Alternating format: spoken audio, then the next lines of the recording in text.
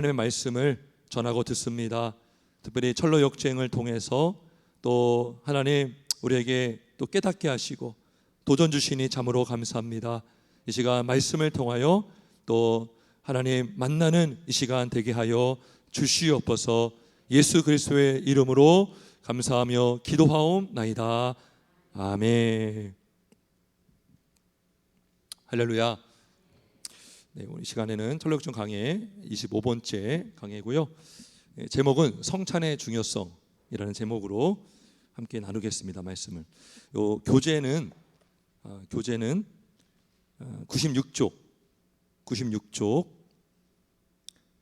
위에서 7번째 줄부터 100쪽 중간까지, 그 분별 그 전까지 그렇게 하려고 합니다. 자, 여러분 크리스천이 지금 어디 들어와 있죠? 아름다운 궁전. 아름다운 궁전은 뭐라고 했습니까? 교회. 여러분 교회는 아름다운 주님의 몸입니다. 아멘이시죠? 교회는 아름답습니다. 아름다워요.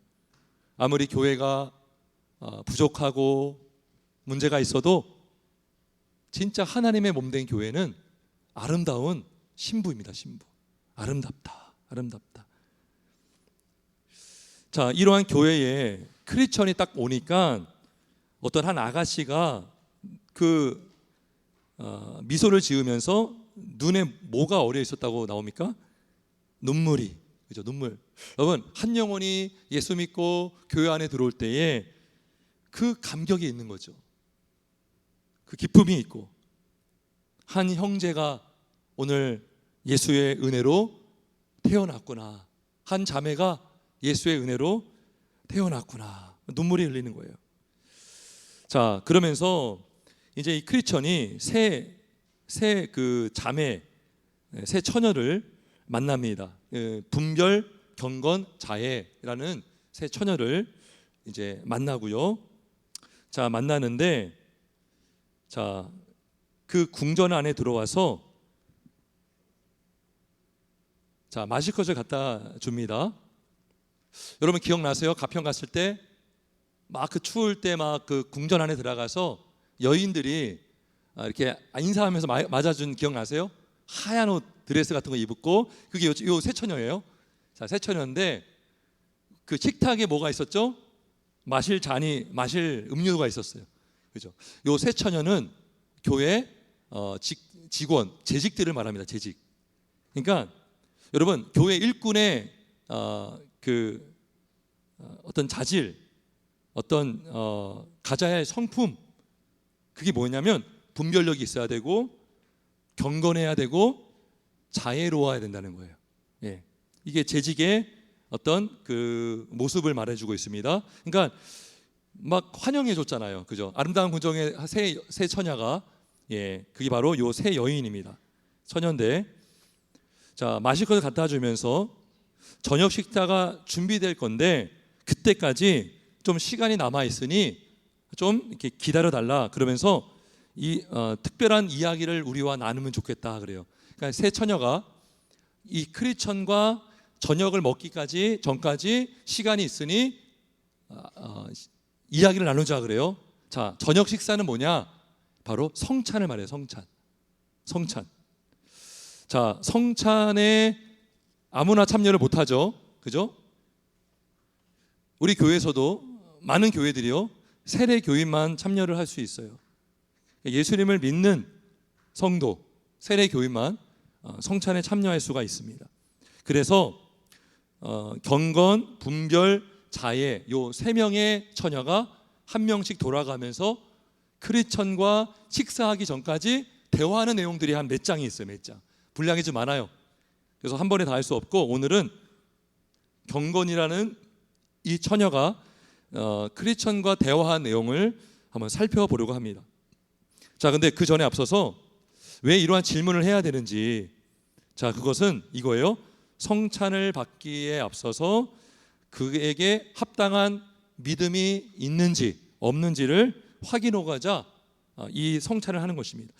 우리 아이들도 여기 있는데요, 처음에 이제 성찬할 때 우리 아이들이 그랬어요. 왜 우리는 떡 안 주냐고, 그죠? 그러니까 이건 뭐냐면 세례 받고 구원의 확신이 있는, 예수를 정말 믿는 자들만 성찬에 참여할 수 있기 때문인 것입니다. 자, 오늘 한번 본문을 보겠습니다. 고린도전서 성찬이 얼마나 중요한지 26절. 자, 너희가 이 떡을 먹으며 이 잔을 마실 때마다 주의 죽으심을 그가 오실 때까지 전하는 것이니라. 그러니까 성찬은 우리가 먹고 떡을 떼고 마실 때마다 주의 죽으심을 기억하고 주의 죽으심을 전하는 거예요. 성찬을 행하는, 집례하는 그 자체로 주의 복음, 십자가의 복음이 보여지고 전파되고 전해지는 거예요.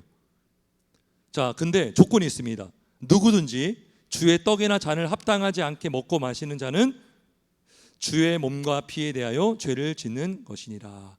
다시 말하면 예수가 나의 구원자고 나의 죄 때문에 피 흘리셨고 죽임 당했다라는 요 믿음을 갖고 있는 자, 예수님을 나의 구주로 영접한 자, 그래서 세례 받은 자만 참여할 수 있는데요. 자, 그렇지 않고 그냥 뭐 호기심에 먹을 수 있잖아요. 그러면 안 된다는 거예요. 왜냐하면 주의 몸과 피에 대하여 죄를 짓는 것이다, 이렇게 말하고 있습니다. 자, 28절에도 보면 사람이 자기를 살피고 그 후에야 이 떡을 먹고 이 잔을 마실지니, 그래요. 자기를 살피고 그 후에야 이 떡을 먹고 마신다. 예. 이거 뭐냐면 이미 예수를 믿고 있어요. 세례 받았어요. 근데 우리가 죄를 질 때가 있죠. 그죠? 우리가 범죄하기도 하고 또 하나님의 영광을 가릴 수가 있어요. 다른 사람은 몰라도 하나님 앞에서 내가 거듭난 양심을 통해서 말씀에 찔림을 받고 내가 잘못했구나, 하나님이 깨닫게 하실 때가 있다고요. 그러면 성찬을 앞두고 회개가 있어야 됩니다. 회개. 예. 여러분, 우리가요 예배 순서를 보면 앞부분에 인내송 부르고 찬양하고 그 다음에 우리가 참회 고백을 하죠. 예, 그게 뭐냐면 이게 똑같은 거예요. 우리가 은혜로 구원받았고 하나님의 부르심으로 왔지만 우리의 죄를 한 번 더 고백하면서 나가는 거예요. 예. 그래서 성찬도 자신의 합당하지 않게 먹고 마시는 자, 그러니까 자기를 살피는 거, 이게 뭐예요? 자기를 돌아보며 혹시 내가 범죄한 것이 없는가, 내가 하나님을 좀 멀리하지 않았는지, 내가 성도와 사랑하며 살았는지, 내가 정말 성도와 다퉜다면, 또 어떠한 문제가 있었다면 반드시 회개하고 성찬에 참여해야 되는 것이에요. 자, 29절. 주의 몸을 분별하지 못하고 먹고 마시는 자는 자기의 죄를 먹고 마시는 것이다, 이렇게 말합니다. 주의 몸을 분별하지 못하고 먹고 마신다. 주님이 왜 죽은지도 몰라요. 떡과 잔이 무엇을 말해주는지도 몰라요. 아무 복음도 모르고 성찬의 의미를 모르면서 그냥 뭐 분위기 휩쓸려서 하는 건 아니라는 거죠.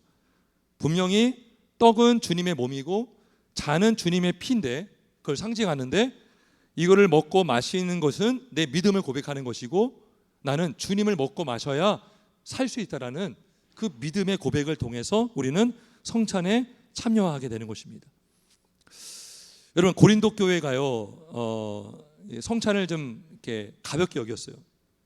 성찬을 여러분 우리가 가볍게 여기면 성찬을 제정하신 예수님을 가볍게 여기는 것과 같다라는 것입니다. 그래서 3절에 보니까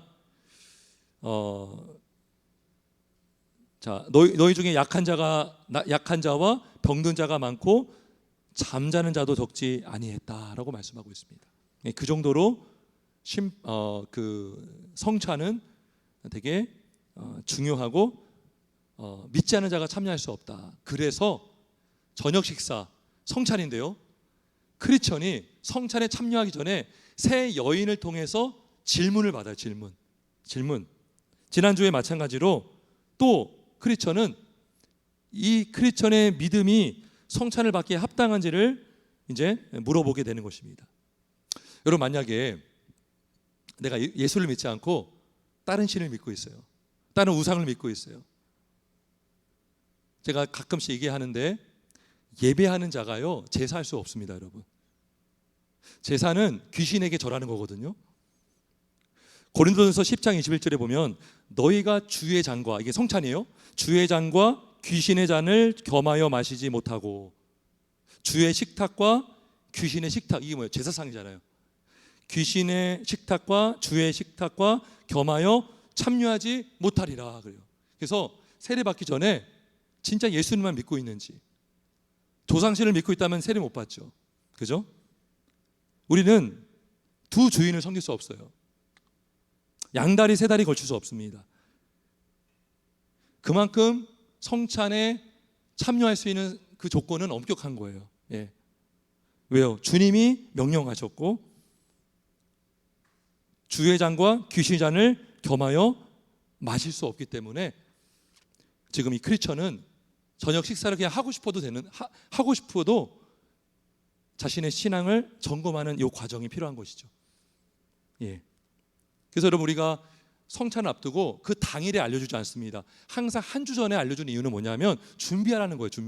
기도로 준비하고 자기를 살펴서 회개할 것은 없는지, 내가 더 사랑해야 될 것은 무엇인지, 내가 더 순종해야 될 것이 무엇인지, 예, 그걸 돌아보라는 거예요. 시간을 주는 거예요.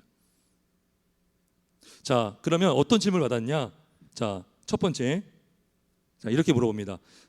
처음에 당신으로 하여금 순례의 여정을 택하도록 한 것은 어떤 동기였습니까? 예, 196쪽 맨 밑에 부분에 있죠. 어떤 동기로 순례의 여정을 시작하게 되었습니까? 예. 앞에서 한 여인이 물어봤던 질문과 비슷해요. 예. 역시 이 질문은 내가 죄인이었음을 아는지,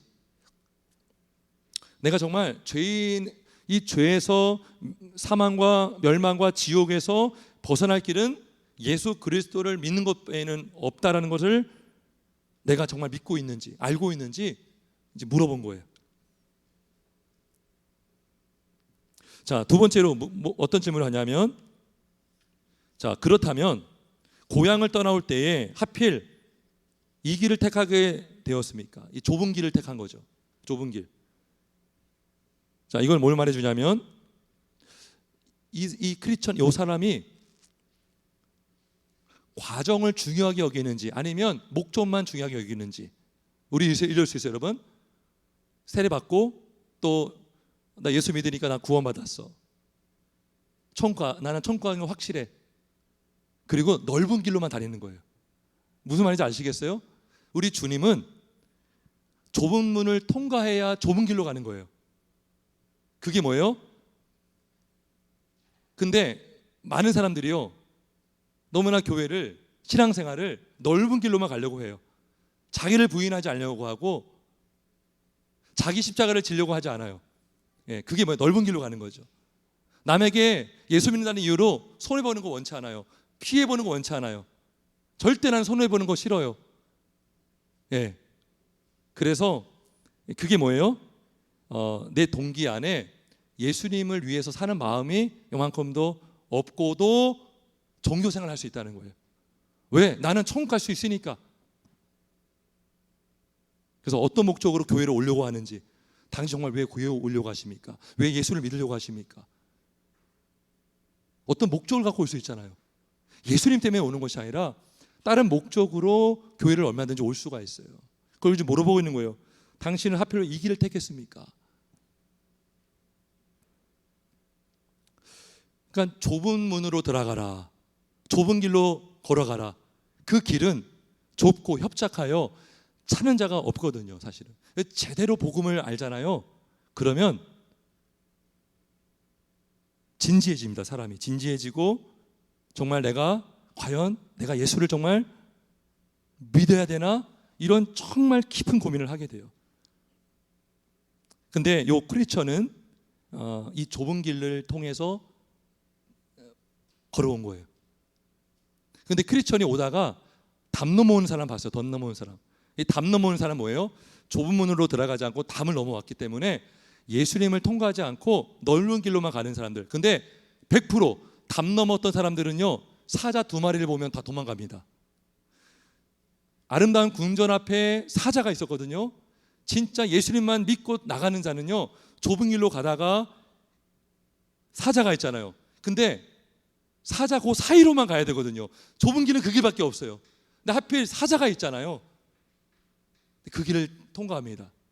근데 그 사자가 줄에 묶여 있는 걸 알고 담대하게 걸어가죠. 근데 넓은 길로만 가는 사람들은요, 사자를 보면 도망갑니다. 환경을 보면 믿음을 버릴 수 있어요. 네. 그래서 지금 이 동기를 물어보는 거예요. 당신 정말 왜 좁은 길을 택했습니까? 왜 이 길을 택하게 되었습니까? 여러분, 우리는 정말 좁은 길로 가고 있습니까? 네, 우리가 이거 질문해 봐야 됩니다. 내가 정말 좁은 길로 가고 있는가? 그 길밖에 없거든요, 사실. 여러 길 중에 좁은 길이 아니에요. 넓은 길 많이 찾죠. 근데 거기에는 구원이 없어요. 오직 좁은 길로 가는 거예요, 좁은 길. 자, 근데 이 크리스천이 뭐라고 하냐면, 그 좁은 길, 좁은 문 안 보이잖아요. 근데 하나님의 은혜를, 내가 하나님의 섭리에 의해서 이 길을 택했습니다, 이렇게 겸손하게 말을 합니다. 그러니까 이 좁은 길을 걸을 수 있었던 것도 자기의 능력이 아닌 하나님의 섭리와 은혜로 내가 걸을 수 있었습니다 라는 하나님의 은혜를 찬양하고 있어요. 자, 그 다음에 또 어떤 질문을 하냐. 자, 해석자의 집에는 가지 않으셨나요? 그래요. 해석자가 누구라고 했죠? 기억나세요? 누구입니까? 성령님이에요. 성령님 밝혀주시고 깨닫게 하시고 해석해 주는 분이셔요. 성령님을 통해서 우리는 성경의 진리를 알 수가 있어요. 해석자의 집에서 7개의 방을 둘러보면서 크리스천은 놀라운 비밀을 깨닫습니다. 놀라운 진리를 깨달아요. 해석자의 집에서. 크리스천이 뭐라고 하냐면, 해석자의 집에 갔었는데 98페이지 한 중간에 있어요. 3가지가 나는 인상에 깊이 남습니다. 그래요. 3가지 인상을 깊이 남는데, 첫 번째는 예수님께서 계속 기름 부어주는 그 장면, 여러분 아시죠? 예수님이요, 마귀가 막 찬물을 막 부어서 불을 끌려고 하는데 예수님이 그 뒤에서 기름을 부어주는 걸 본 거죠. 이것이 나는 참 인상이 남습니다. 그래요. 두 번째, 소망할 수 없는 정도로 많은 죄를 지은 사람의 모습도 나는 인상이 남습니다. 세 번째는 뭐예요? 잠자는 중에 최후의 심판날을 목격한 사람의 광경입니다. 이 3가지가 저는 해석자의 집에서 봤던 것 중에 참 기억에 남습니다 라고 말하고 있어요. 자, 근데 경건이요, 아주 구체적으로 물어봅니다. 그 꿈꾼 사람의 이야기도 들어보셨나요? 그래요. 분명히 알고 있는지, 자기가 보았던 것, 깨달은 것을 진짜 알고 있는지.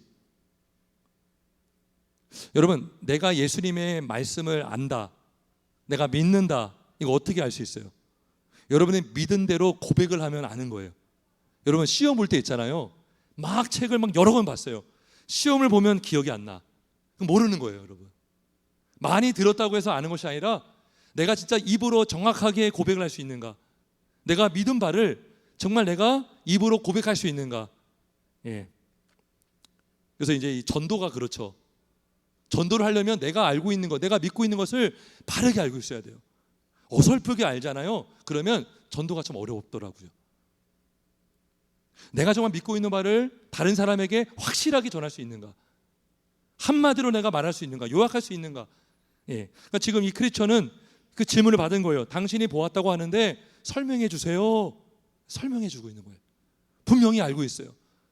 기억하고 있어요. 잊어버리지 않았어요. 자, 그리고 뭘 또 보았냐? 어떤 그 궁전 앞에서 황급빛 옷을 입은 사람들이 있었던 거, 천국, 그걸 보았고, 또 어떤 무장한 군인들을 보았고, 그 사람이 궁 안에 들어갔을 때 면류관을 차지하는 걸 보았습니다. 자, 또 물어봅니다. 또 그 밖에 본 거 없습니까? 또 물어봐요. 그랬더니 그때 99쪽 중앙에 보면 이제 십자가에 못 박혀 달리신 예수님을 나는 보았습니다. 그분을 보자마자 내 등에 있었던 짐이 다 벗겨졌습니다. 떨어져 나가는 것을 느꼈습니다. 그리고 3 사람이 각자 나에게 죄사함을 선포해주고 그 다음에 뭘 입혀줬어요? 기억나세요? 한번 기억해 보는 거예요, 여러분. 죄사함 선포해주고, 두 번째 사람이 뭘 입혀줬어요? 그리스도의 옷, 의의 옷을 입혀줬고, 세 번째는 뭘 해줬죠? 이마에 도장을 딱 찍어줬죠. 성령의 인치심, 그죠? 그리고 그 세 번째 사람이 크리스천에게 뭘 건네줬어요? 두루마리, 성경책. 그거를 지금 크리스천은 정확하게 기억하고 있습니다. 자, 또 물어봐요. 경건이 여기서 그치잖아요. 또 그 밖에 많은 것을 보셨습니까? 또 물어봅니다. 그러면서 어떤 길에 가는데 3명의 사람이 쇠고랑에 차서 자고 있는 걸 보았다. 그 사람의 이름이 천박, 나태, 거만, 그걸 보았다라고 얘기하고 있고요. 그 다음에 어떤 고난의 산을 올라가면서 사자들이 또 으르렁거리는 것도 봤다. 자, 그때 문지기가 나에게 용기를 줘서 내가 여기까지 오게 되었습니다. 이렇게 말을 하고 있습니다. 자, 그러면서 여러분 백족 한 중간 부분에 보면 제가 무사히 여기까지, 요거 혹시 찾으셨어요? 한번 같이 읽어볼까요? 시작. 제가 무사히 여기까지 올 수 있도록 은혜를 베풀어 주신 하나님께 감사드리며 또한 저를 이토록 환영해 주신 여러분들께 진심으로 감사드립니다. 예, 참 크리스천이요, 오기까지 너무나 많은 사람들을 만났고 많은 일들을 경험했고 어려움도 있었고 고난도 있었고 또 유혹도 많이 받았죠. 근데 그 크리스천을 유혹하는 사람도 있었지만 반면에 크리스천을 다시 일으켜주고 경성시켜주고 깨워주는 역할을 한 분도 있었어요. 전도자를 만나기도 하고 문지기를 만나기도 하고 해석자를 만나기도 하고 여러 가지 좋은 분들을 만났죠. 여기까지 올 수 있도록 하나님께서 나에게 은혜를 베풀어 주셨습니다. 예. 그래서 이 크리스천은요 아주 100점짜리 답을 했어요. 여러분, 우리가 교회 들어갈 때 여러분의 힘으로 여러분 교회를 온 것이 아닙니다.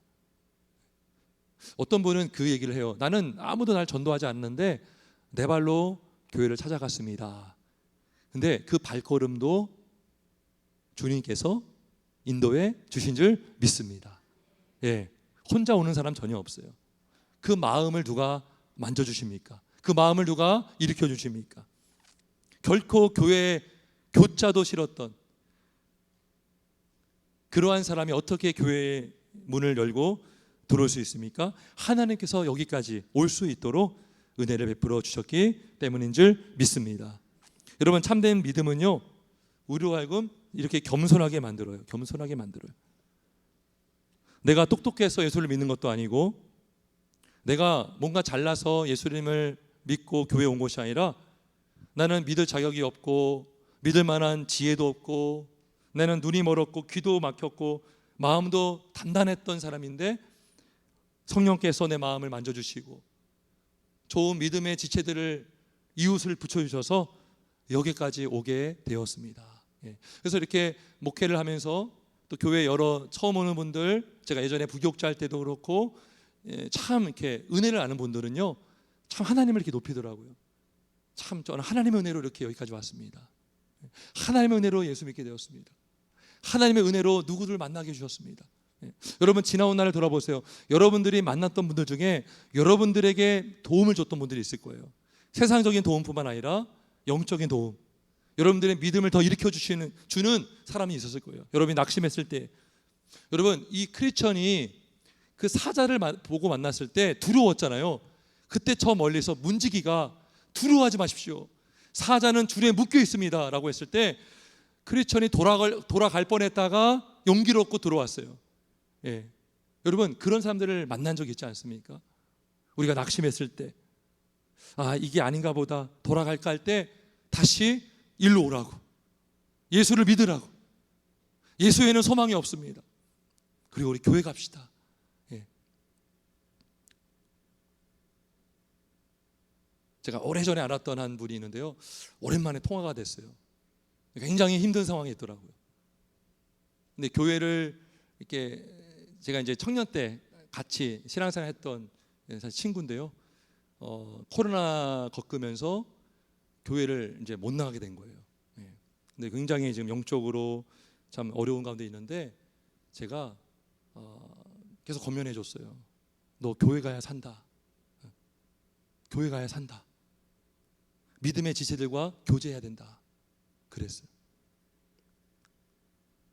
자, 이렇게 지금 이 크리처는요, 경건이라는 여성을 통해서 이 재직이에요, 재직. 예. 그러니까 여러분, 우리가 이렇게 입회할 때 있잖아요. 제가 입회하는 분들에게 질문하고 여러분들에게 질문하잖아요. 그러면 네라고 하고 서로 네라고 하잖아요. 그러니까 서로 환영해주고 받기로 하는 거죠. 그러니까 이 재직들이 이런 분별력이 있어야 되는 거예요. 환영해주고, 그리고 들어오는 크리스천은 믿음을 고백하면서 들어올 수 있는 것입니다. 여러분, 성찬은 이제 교회는 구원받은 자들의 공동체예요. 예. 한떡에 참여할 수 있기 위해서는 그 영혼이 예수를 믿어야 되는 것입니다.